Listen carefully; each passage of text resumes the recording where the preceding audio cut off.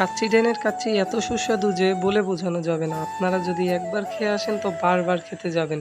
তারপর কাচ্চি খাওয়ার পর আমরা চলে গেলাম চৌমাথা। চৌমাথা গিয়ে খেলাম ইচ্ছামতো বার্গার, পুরো খাদকের মতো খেয়েছি। তো আজকের কাহিনীটা কী সেটা জানতে হলে পুরো ব্লগটার সাথে থাকতে হবে। তো দুপুরবেলায় গেছিলাম ফুটবল খেলতে একটা ফ্রেন্ডের বাসায়। তো ও বললো চল আজকে কাচ্চি খেয়ে আসি কাচ্চি ডাইন থেকে। তো আমি বললাম আচ্ছা তোর কাচ্চি তো খাইতে যাবি, টাকা আছে তোর কাছে? ও বললো হ্যাঁ আছে। তারপর আমিও চিন্তা করলাম যে অনেকদিন কাচ্চি খাই না, তাইলে কাচ্চি খেয়ে আসি। এখন আবার পরাছিলাম শর্ট প্যান্ট আর জার্সি, তাই চিন্তা করলাম আগে বাসায় যাই, তারপর জার্সি আর শর্ট প্যান্ট পাল্টাইয়ে তারপর হচ্ছে গিয়ে যাব, কারণ এই অবস্থায় তো আর যাওয়া সম্ভব না। তারপর হাঁটতে হাঁটতে ওদের রাস্তার মাথায় এসে পড়লাম একদম। তারপর রাস্তার ভিতরে আইসা দেখি আশেপাশে ডানে বামে পিছনে সামনে কোনো জায়গায় কোনো গাড়ি নেই। একবার চিন্তা করছিলাম কিছু দূর হাইটা যাইয়ে দেখি সামনে গাড়ি পাই কিনা, তারপর দেখি না, পা ব্যথা করতেছে, তাই আর হাঁটলাম না। অনেকক্ষণ দাঁড়াই থাকার পর একটা দেখলাম গাড়ি আসলো, গাড়িতে উঠলাম। উঠতে গাড়ি টান দিল, তারপর আমরা রওনা দিলাম আমার বাসার উদ্দেশ্যে। তারপর গাড়ি থেকে নামিয়া ভাড়াটা দিয়ে বাসার দিকে হাঁটতে থাকলাম। হাঁটতে হাঁটতে সামনে দেখি আব্বু বসে রয়েছে। তারপর চিন্তা করলাম যে আর ভিডিও করা লাগবে না, এমনিই চিল্লাচিল্লি করে, আরও চিল্লাচিল্লি করবে, থাক। তারপর ভিডিওটা কাইটে দিলাম।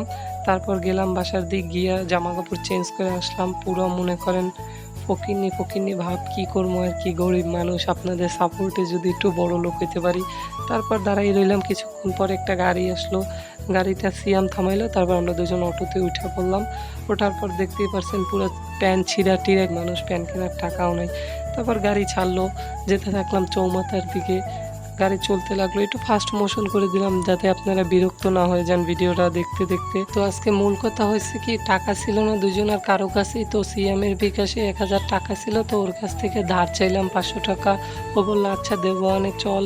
তারপর আমরা চলে গেলাম কাচ্চি ড্যানের উদ্দেশ্যে, গিয়ে চৌমাথা নামলাম। তারপর তো আমাদের হাতে ক্যাশে টাকা ছিল না, 100 টাকা গাড়ি ভাড়া ছিল, তার মধ্যে মাত্র 20-40 টাকা গাড়ি ভাড়া শেষ হয়ে গেছে। তারপর আমরা খুঁজতে লাগলাম বিকাশের দোকান, কোনো দিক বিকাশের দোকান খুঁজে পাইলাম না। তারপর রাস্তার উপর একটা ছোট্ট বিকাশের দোকান পাইলাম, তারপর ওই জায়গায় গিয়ে ক্যাশ আউট করার জন্য চলে গেলাম। তারপর ওই জায়গায় গিয়ে মজাদার একটা জিনিস দেখতে পারলাম, যে দোকানদার ছিল সেই আঙ্কেলটা তার ছেলেকে দোকানে বসে পড়াইতেছিল। তো এরকম বাবারই প্রয়োজন, যে নিজের কাজও করবে, ছেলে মেয়েদেরও সময় দেবে। তো আমার কাছে আঙ্কেলটার ব্যবহারও খুব ভালো লাগছে। তারপর ক্যাশ আউট করে নিলাম 1000 টাকা। তারপর সিএম বললো কি, তাইলে 500 তোর কাছে রাখ, 500 আমার কাছে রাখি, হারাইলে যে কোনো একজনের কাছ থেকে হারাইবে। যদি যে কোনো একজনের কাছ থেকে হারায় তাহলে মনে কর সব যাবে, আর যদি আমার কাছ থেকে হারায় তাহলে তোর কাছে 500 তো থাইকে যাবে, ওটা দিয়ে চলে আসতে পারবো। তার জন্য চিন্তা করলাম যে তাইলে তোর কাছে 500 থাক, আমার কাছে 500 থাক। তারপর একটা গাড়ি থামাইলাম, গাড়ি থামাই যেহেতু আমাদের গির্জা মহল্লা যাইতে হবে, কারণ আমরা হচ্ছে গিয়ে চৌমাথা আসছি মাত্র, আর কাচ্চি ডাইন হচ্ছে গির্জা মহল্লা ভিনেস মার্কেটের একটু সামনে। যারা চিনেন না তারা ভিনেস মার্কেট পর্যন্ত যাবেন, ভিনেস মার্কেট পর্যন্ত গেলে একটু সামনে গেলেই দেখতে পারবেন কাচ্চি ডাইন। তারপর আমরা আসলাম গির্জা মহল্লা, এসে বললাম গির্জা মহল্লা এসে একটু সামনের দিকে হাঁটতেই আমরা কাচ্চি ডাইনের সামনে পৌঁছে গেলাম। দেখতে পাচ্ছেন ব্যানারটা কাচ্চি ডাইনের, আমি একটু জুম করে দেখাই দিই। কাচ্চি ডাইনের ব্যানারটা দেখতেই পাচ্ছেন, আমরা কাচ্চি ডাইনের সামনে এসে পড়ছি। তারপর সিয়াম বললো আর কত ভিডিও করবি, আসছি খাইতে, ভিডিও করতে না। তাই আমি বললাম ব্লগিং করাটা আমার জন্য জরুরি, যেহেতু ব্লগিং ইউটিউব চ্যানেল খুলছি, নতুন নতুন ব্লগ ভিডিও আপলোড করবো, খুব ভালো লাগবে, তাই তো হচ্ছে কি একটু ভিডিও করতেছি। তারপর ও একটু রাগান্বিত হয়ে গেছে, তারপর ওই ম্যানেজ করে চলে গেলাম। তো আমরা গেলাম দোতলায়, হচ্ছে কাচ্চি ডাইনটা হচ্ছে দোতলায়। তো আমরা সিঁড়ি বেয়ে উপরে উঠতে লাগলাম। উঠতে উঠতে একটা জিনিস খেয়াল করলাম, ওনাদের হচ্ছে গিয়ে সিঁড়িটা অলওয়েজ হয়তো বা পরিষ্কার করে রাখে, একটু ধুলাবালি ছিল না। তারপর এমনিতে সামনে একটা দোতলায় ব্যাংক ছিল, এই ব্যাংকটার ডান পাশে ব্যাংক আছে, একটা ছোট্ট ব্যাংক, ওই ব্যাংকটার ডান পাশে হচ্ছে কাচ্চি ডাইন। তো আমরা গেলাম, যাওয়ার পর হচ্ছে গিয়ে প্রথমে তো ব্যাংক পড়লো সামনে, তারপর কাচ্চি ডাইন। তো সুন্দর মতো ঢুকলাম কাচ্চি ডাইনে। কাচ্চি ডাইনের ভিতরের পরিবেশটা অনেক সুন্দর, এর আগে আমরা আসছি, বাট এবার কাচ্চি ডাইনের ইটা আরও সুন্দর করছে, যার জন্য আমাদের খুবই ভাল লাগে এবং দেখতেও অনেক সুন্দর ছিল কাচ্চি ডাইনের পরিবেশটা। তারপর আমি গিয়ে মাঝখানে একটা একটা সুইট চয়েস করছিলাম, বাট সিয়াম বললো মাঝখানের দিকে বসবো না, উইন্ডো সাইডে বসবো, কারণ দু একটা ছবি টবি তোলা লাগবে। আমি কই খাইতে আসছো বেটা, ছবি তুলতে না। তারপর ও বললো তাহলে তুই ব্লগিং করতেছিস কে। তারপর কিছুক্ষণ পর ভাইয়া মেনু কার্ড দিয়ে গেলো, মেনু কার্ডে দেখলাম সব থেকে কম দামি কাচ্চিটা অর্থাৎ বাসমতি কাচ্চি যেটা ছিল ওইটাই অর্ডার দিয়ে দিই আমি। তারপর ভাইকে বলার পর ভাই হচ্ছে গিয়ে মেনু কার্ডটা নিয়ে যায় আর বলছে আর কিছু লাগবে। আমি বলছিলাম না ভাইয়া ড্রিঙ্ক ট্রিঙ্ক লাগবে না, আপনি যে কাচ্চি নিয়ে আসেন। তারপর কিছুক্ষণ পর ভাইয়া আসলো, আইসা হচ্ছে গিয়ে আমাদের সামনে হচ্ছে গিয়ে প্লেট দিয়ে যায়। আমি তো অনেকক্ষণ ধরে বসে রয়েছি, এখনও আসতেছে না, খিদায় পেটের ভিতরে ইঁদুর দৌড়াইতেছে। তো ভাইয়া হচ্ছে গিয়ে প্লেট প্লেট সুন্দর মতো সাজাই দেয় আমাদের সামনে, আর হচ্ছে গিয়ে দুইটা ওয়াটারের বোতল নিয়ে আসে। তো বোতল দুইটা রাইখে দেই। তারপর হচ্ছে গিয়ে ভাইকে বলি ভাইয়া একটু কষ্ট করে তাড়াতাড়ি হচ্ছে গিয়ে কাচ্চিটা নিয়ে আসেন। তারপর হচ্ছে কি অনেকক্ষণ ওয়েট করি, তারপরও কাচ্চি আসে না। আশেপাশটা কিন্তু কাচ্চি দেনের অনেক সুন্দর। তারপর অনেকক্ষণ ওয়েট করার পর কাচ্চি আইসে পড়ে। তারপর আমি আর সিয়াম খাওয়া শুরু করি, খাইতে থাকি। যতবার খাইতে পারেন। সিয়ামের কথাবার্তায় অনেক সময় মজাই পাওয়া যায়। ও আবার আমার বলতেছিল যা যতবারও খাইতে থাক খাইতে থাক, যতবারও খাইতে থাক। তো এটা শুনলাম আর খাইতে থাকলাম। কতক্ষণ বসে যে খাইলাম বুঝতে পারলাম না, অনেকক্ষণ সময় লাগছে আমার খাইতে। আর আমাদের সিয়াম কি তাড়াতাড়ি খেয়ে ফেলছে, ও আবার আমারে বলে খাদো, আর নিজে খাইয়ে দিশা পায় না, বুঝছেন। আর কি বলবো, বরিশালের ভাষায় বললাম। গাইস দেখতে পাচ্ছেন আমাদের শাহরিয়ে ভুকাট কাচ্চি ডাইনের কাচ্চিটা কিন্তু অনেক সুন্দর। এটা কিন্তু আপনারা নিজেরা আইসা না খাইলে বুঝবেন না, এটা এক্সপ্লেন করে বোঝানো যাবে না যে কাচ্চি ডাইনের কাচ্চিটা কতটা পরিমাণ সুস্বাদু। এটার মাটন যেটা থাকে হচ্ছে গিয়ে ছাগলের মাংসটা অনেক সুস্বাদু। আর হচ্ছে গিয়ে আলুর একটা বাইট সাথে ছাগলের মাংস আর হচ্ছে গিয়ে কিছু বাসমতি নিলে অনেক ভাল লাগে। আর দেখেন খাদকের মতো কিভাবে খাইতেছে, চামচ থাকতেও হাত দিয়ে খাইতেছে। আর আমারে সবসময় ও খাদক বলে।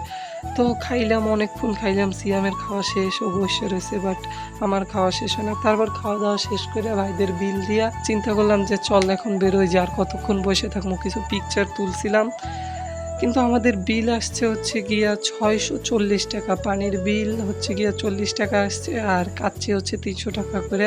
300 600 টাকা গেছে কাচ্চিতে। তো আমরা বেরোয় গেলাম কাচ্চি ডাইন থেকে। তো সিএম বললো চল তাইলে এখন একটু লঞ্চ ঘাট ঘুরে আসি। আমি বললাম তাইলে চল একটু লঞ্চ ঘাট ঘুরে আসি, কটা পিকচারও তুলবো মানে।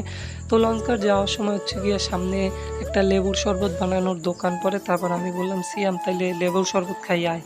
তারপর মামারে বললাম 2 গ্লাস লেবুর শরবত বানান। মামায় 2 গ্লাস লেবুর শরবত বানাইলো। মামায় এমন ঝাক্কাইছে পুরো লেবুর শরবতের মধ্যে ঘূর্ণিঝড় উঠাই দিছে। দেখেন আপনাদের একটু দেখাই দিই কীরকম ঘূর্ণিঝড়, হয়তো বা ক্যামেরায় দেখা যায় না, কিন্তু খালি চোখে হচ্ছে গিয়ে দেখা গেছে। ক্যামেরা অত ভালো না, তো কী করব, গরিব মানুষ। তারপর লেবুর শরবত খাইয়া চলে গেলাম লঞ্চ ঘাটের উদ্দেশ্যে। হাঁটতে থাকলাম। তারপর লঞ্চ ঘাটের সামনে পৌঁছলাম। লঞ্চ ঘাটের সামনে পৌঁছে লঞ্চ ঘাটের ভিতরে ঢুকলাম। তারপর তারা বললো যে এই জায়গা থেকে টিকিট কাটা লাগবে, টিকিট না কাটলে নাকি ঢুকতে দেবে না। তারপর আমরা চিন্তা করলাম টিকিট তো কাটবো না, তাতে যা হয়ে যাক, টিকিট কেটে লঞ্চ ঘাটে ঢুকবো কেন। তো সামনের টার্মিনালে গেলাম, ওই জায়গায় বলতেছে যে টিকিট কাটো, টিকিট না কাটলে ঢুকতে দেওয়া হইবে না। তারপর এখন বাধ্য হয়ে কি করবো, একবার ভাবছিলাম টিকিট কাটবো, তারপর আর টিকিট কাটি নেই। তো টিকিট না কাটতে সিএম বললো আমি তো টিকিট কাটবো না, তাতে যা হয়ে যাক। 200 বার ঢুকছি লঞ্চ ঘাটে, আমি তো টিকিট কাটবো না, তাতে যা হয়ে যাক, যা হবার হবে। তারপর সিএম বললো চলো ওই সাইডে আর একটা ছোট্ট গেট আছে, ওই জায়গা দিয়ে ঢুকবো। তো আমি বললাম চল ওই জায়গা দিয়ে ঢুকি। তারপর গেলাম ওই জায়গায়, যাইতে তারপর ওই জায়গায় ঢুকলাম। ঢুকে এখন দেখি ওই জায়গায় বন্ধ। তো এখন সিএমের বললাম চল ভাই এখন দরকার নেই এত ঝামেলার, ওই জায়গা দিয়ে লাগলে 1 টাকাটা লাগে 2 টাকাটা লাগে, টিকিট কাইতেই ঢুকবো। তারপর আমরা হাঁটতে চলে গেলাম প্রথম আবার সেই টিকিট কাউন্টারে যাই তাদেরকে বললাম যে ভাই দেখেন আমরা তো আর হচ্ছে গিয়া লঞ্চে করে ঢাকা যাইতে আসিনি, আমরা আসছি একটু ঘুরতে আর কয়েকটা ছবি তুলতে। তারপর তারা বললো না টিকিট ছাড়া তো তোমাদের কোনোভাবে ঢুকতে দেওয়া হবে না। তারপর আমরা সেই জায়গায় যে বড় ভাইটা ছিল তারে কতক্ষণ বুঝাইলাম যে দেখেন এরকম একটু আমাদের ছাড় তো দেওয়া যে আমরা একটা টিকিট কাটি, 2টা না কাটি। তারপর সে বললো আচ্ছা তাইলে তোমরা একটা টিকিট কাটো, একটা টিকিট কেটে 2জনে ঢুকে যাও। তারপর অনেকক্ষণ কথাবার্তা বলার পর একটা টিকিট কাটলাম। একটা টিকিট কাইটে তারপর হচ্ছে গিয়ে কাউন্টারে দিলাম। সে বলল একটা টিকিটে হবে না। তারপর সে বড় ভাইটা বলল প্লিজ ওদের যেতে দেন, যাই হোক বাচ্চা মানুষ, ওরা শুধু ঘুরতে আসছে। তারপর ঢুকলাম লঞ্চ ঘাট, যাইতে যাইতে সামনে লঞ্চ পড়লো। তো আপনারা অনেকেই বলেন আমরা নাকি বরিশালে খেতারগাটি, কিন্তু আমাদের লঞ্চগুলো যে কত সুন্দর সেটা তো আপনারা জানেন না। আজকে ঘাটে ছিল সুন্দরবন 15, সুন্দরবন 16 আর অ্যাডভেঞ্চার 1। এছাড়া ছোট ছোট লঞ্চ ছিল, তো ছোট ছোট লঞ্চ আমরা দেখাবো না, আমরা বড় লঞ্চগুলোই দেখাবো। বড় লঞ্চগুলো আমাদের বরিশালের লঞ্চগুলো কিন্তু অনেক অনেক অনেক সুন্দর, যা বলার বাইরে। আপনারা যদি নিজ চোখে আইসা দেখেন তাইলেই বুঝবেন যে বরিশালের লঞ্চগুলো কত সুন্দর। তো আমি আর চিন্তা করলাম সুন্দরবন 16 যেহেতু নতুন আসছে, তাই সুন্দরবন 16তে যে একটু উঠা ঘুরে টুরে দেখি কেমন করছে। তো চলে গেলাম সুন্দরবন 16তে। সুন্দরবন 16তে যাওয়ার পরে দেখলাম সামনের পরিবেশটাই অনেক সুন্দর ছিল, কি বলবো আর ভিতরটা। তারপর চলে গেলাম ভিতরে। এখন দেখি সুন্দরবন 16তে লিফটও আছে। তারপর চিন্তা করলাম লিফটে চড়ে যাবো দুইজনে, কিন্তু পাশে যে আঙ্কেলটা ছিল সে বলল কি যে লিফট চালু না, লিফট বন্ধ। তো চিন্তা করলাম যেহেতু দোতলায় যাবো তাহলে আর লিফট লাগে কিতে, হাইটেই চলে যাই। তো উঠলাম সিঁড়ি দিয়ে উঠে দোতলায় গেলাম। দোতলায় গিয়ে দেখি অনেক সুন্দর একটা পরিবেশ। এত সুন্দর একটা পরিবেশ দেখে আমার কয়েকটা ছবি তুলতে ইচ্ছা করলো। তারপর কয়েকটা সুন্দর সুন্দর ছবি তুললাম, যেগুলো না আপনাদের সামনেই দেখেন কি সুন্দর সুন্দর কয়েকটা ছবি ছিল। অনেক ভাল লাগছে, কি বলবো, সুন্দরবন 16টা আমার কাছে প্রচুর ভালো লাগছে। তারপর আপনাদের চারপাশটা ঘুরে দেখাবো আর কি করব। সুন্দরবন 16 নতুন আসছে, তো 2 তলা থেকে 3 তলায় হাঁটতে হাঁটতে চলে গেলাম এবং কেবিনের সাইডটাও কিছুক্ষণ ঘোরাফেরা করলাম। অনেক সুন্দর একটা জায়গা। তো 3 তলাতে কিন্তু সুন্দরবন 16 ক্যান্টিন তৈরি করছে যাতে মানুষের খাবার দাবারের কোনো অসুবিধা না হয়। হোটেল নিচেও আছে, উপরেও আছে। তো ঘোরাফেরা সব দেখার পর অনেক রাত হয়ে যায়। তারপর সিএমডি বলি অনেক রাত হয়ে গেছে, চল বাসার দিকে যাই। তো লঞ্চ দিয়ে নামার পর দেখি এক মামা মুড়ি বিক্রি করতেছে। তো মামারে বললাম 2টা মুড়ি বানান। তো মামা বললো একটা মুড়ি 50 টাকা করে, সব কিছু মিক্স করে দেবো, ডিম থাকবো, এগুলো থাকবো, ওগুলো থাকবো, অনেক কিছু থাকবো। তো মামারে বললাম মামা ভিডিও করতেছি, তোমারে ভাইরাল করে দেবো। মামাই বললো যে ভিডিও করা লাগবে না, আমি এমনিতেই ভাইরাল। তো মামার মুড়িটাও অনেক সুন্দর ছিল, বলার বাইরে যে কতটা সুস্বাদু ছিল মামার মুড়িটাও। তো মুড়ি দুজনে নিলাম, নিয়ে খাওয়া শুরু করলাম। খাওয়ার শেষে তারপর চলে গেলাম যে লঞ্চঘাট থেকে এরপর বেরোয় যাই। তারপর আমাদের আবার চৌমাথা যাইতে হবে। সিয়াম আবার বললো চৌমাথা গিয়ে বার্গার খাবো। তারপর আমরা গেলাম, যাই একটা গাড়িতে উঠলাম, গাড়িতে উঠে চলে গেলাম চৌমাথা।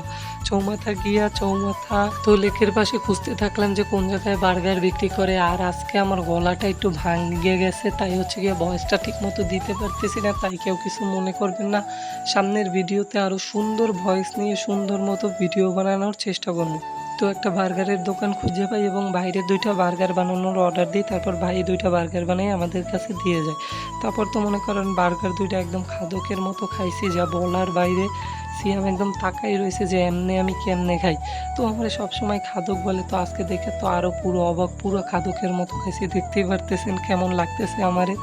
তো খাওয়া দাওয়া শেষ করে বাইরে বিলটা দিলাম, বিলটা দিয়া পুরো প্লেট চাকাচাট করে ফেলছি। তো বার্গার খাওয়া শেষ করে 20 টাকার বাদাম কিনে আমরা গাড়িতে উঠলাম। এবং আজকের ভিডিও এই পর্যন্তই। সবাই ভালো থাকবেন, সুস্থ থাকবেন আর আমার জন্য দোয়া করবেন। আর নতুন নতুন ভিডিও পাওয়ার জন্য আমার চ্যানেলটা সাবস্ক্রাইব করবেন। আর ভিডিওটা ভালো লাগলে ভিডিওটা লাইক করে দিবেন।